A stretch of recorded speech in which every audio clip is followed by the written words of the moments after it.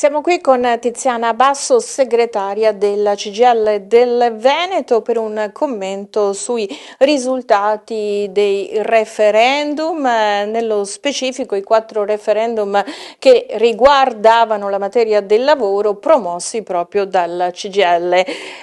Tiziana, come valutate questo esito? Ve l'aspettavate?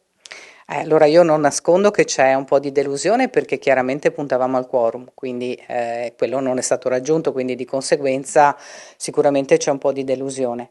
Però la valutazione è che quasi 1 milione di veneti sono andati a votare, quindi si sono mossi da casa e hanno espresso il loro voto.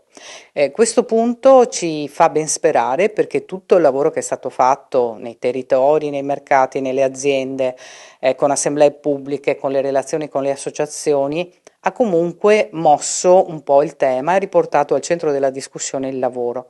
Chiaro che l'esito non è quello che auspicavamo, però dobbiamo ripartire da qua, dal fatto che comunque noi abbiamo 400.000 iscritti, insomma abbiamo quasi 1 milione di votanti, questo vuol dire che molte persone hanno colto il nostro messaggio. Chi è andato a votare per quanto riguarda i referendum che aveste promosso voi ha votato l'80% sì. Il quinto quesito, quello sulla cittadinanza, in realtà ha avuto percentuali di sì molto basse, il 60%, il che vuol dire che insomma un 30-40% di persone, anche poi se si vuole fare una valutazione politica aderenti al centro-sinistra, ha votato no per accorciare i tempi per la richiesta e l'ottenimento della cittadinanza.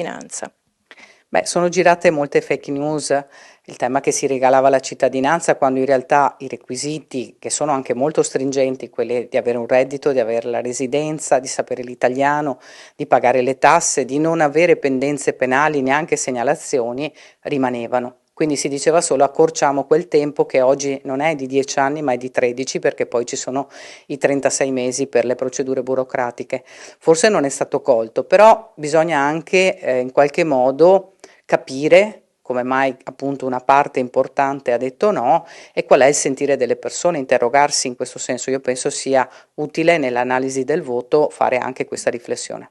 Si è detto in queste ore che bisogna abbassare il tetto del quorum, aumentare il tetto del quorum, ma il referendum non è forse uno strumento che viene utilizzato in maniera non corretta poi per delle vere e proprie riforme? Non bisognerebbe fare un altro percorso? Però se il Parlamento questo percorso non lo fa, lo strumento democratico che resta in mano ai cittadini è il referendum. Ho sentito anch'io di queste varie, no, aumentiamo le firme, riduciamo il quorum, aumentiamo il quorum, eccetera.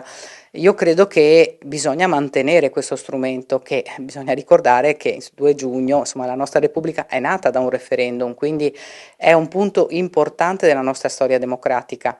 È Forse si può anche valutare, si possono valutare anche delle modifiche, ma non bisogna assolutamente disperdere questo strumento democratico.